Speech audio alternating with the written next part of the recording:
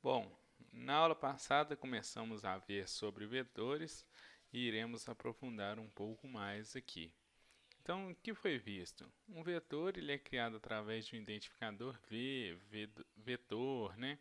Vamos supor V. V é igual a, abre colchetes, um conjunto de números separados por espaço.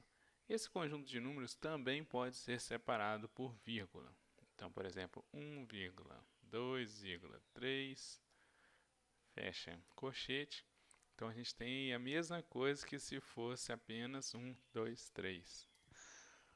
Esse vetor ele é conhecido como vetor linha, porque ele forma uma linha com várias colunas.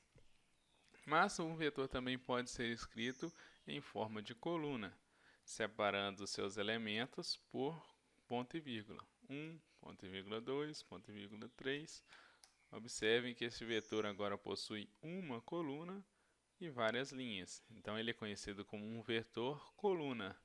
Este vetor coluna, além disso, também pode ser escrito abrindo o colchete e dando Enter. 1, 2, 3. Notem que o Silab ele deixa uma setinha aqui que não tem esses dois tracinhos, que significa que ele está aguardando que o usuário feche esse colchete. Ao fechar o colchete e pressionar Enter, teremos o mesmo resultado de utilizar ponto e vírgula. Bom, a outra maneira de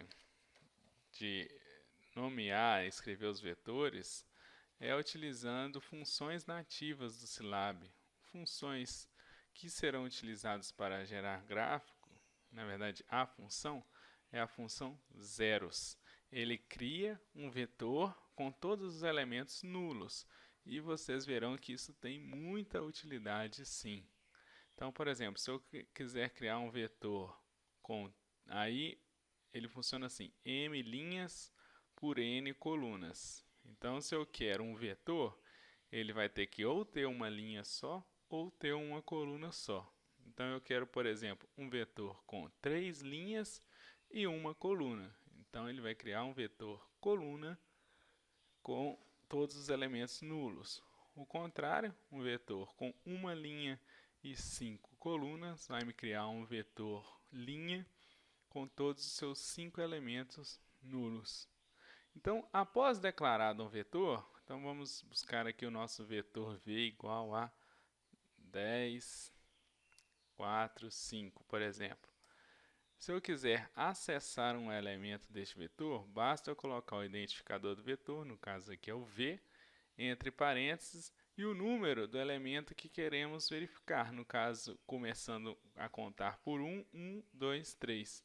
Então, o elemento 2 deste vetor é o elemento 4. O elemento 3 deste vetor é o elemento 5.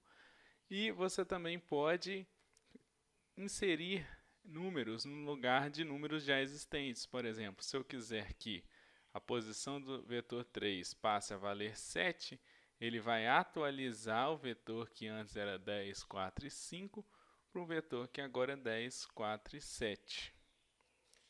Então, muito importante, esse número aqui, 3, é o índice do vetor. É o terceiro elemento do vetor v. Não confundir jamais índice com elemento. 7 é o elemento que entra na posição 3 do vetor v. 4 é o elemento na posição 2 do vetor v. Então, qual é o elemento na posição 1? É o 10. Então, 10 está na posição 1 do vetor v. Se não confundirem isso, tudo ficará muito fácil. E na próxima aula, então, a gente começa a ver de fato os gráficos. Muito obrigado.